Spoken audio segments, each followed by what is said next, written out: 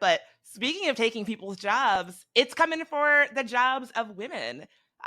Traditionally, work done by women, we are more vulnerable to AI taking our jobs than work done by men. This is according to a new report from the United Nations International Labor Organization. So this report says that 9.6% of traditionally female jobs were set to be transformed by AI, compared to only 3.5% of jobs typically carried out by men. And so, Was it 9.5%? yes.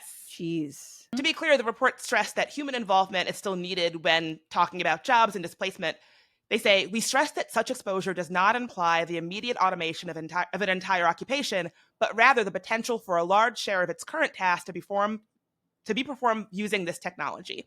And so, I don't know, it really reminds me of what the CEO of that app Duolingo said, where he was like, oh, in the future, we won't even need teachers. AI is going to be better at teaching everybody than any human could be. By the way, we have no evidence of that being true. And he went on to say, in the future, don't worry, we're still going to need teachers because somebody's going to have to provide childcare. And as a former educator, I was really like that comment hits a lot of my like personal trigger points. They called you a childcare provider. Yeah, exactly. So like for folks who don't know, the first iteration of my career, I was an educator. I spent most of it in a classroom. And I think the idea of deprofessionalizing and devaluing education, especially education being like a field that is predominantly a field that women have a lot of, like we're overrepresented in that field.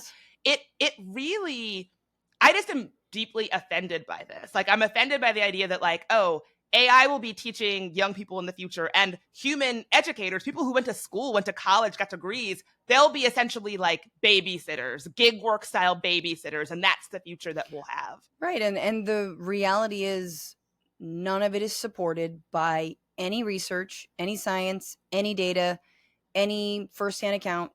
It is just, we can make a buck. We want to make money. And there's one aspect we haven't completely privatized yet, and that is public education. We're going to destroy it however possible.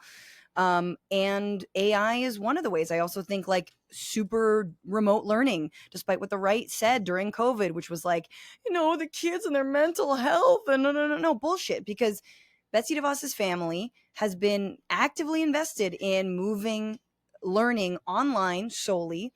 And again, literally, my brother is a public school teacher in Oakland, and the pandemic was terrible. Kids did not learn more. Remote learning, was really difficult. It was because we were trying to keep people safe, but that is no way to actually teach. And that's with him being an actual teacher, a real person.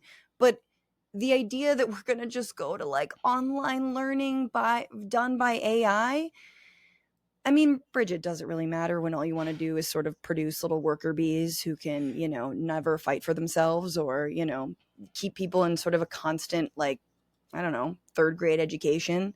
They can start their podcasts and whatnot. Like, no, authoritarianism, fascism, there's no point in educating people in these systems.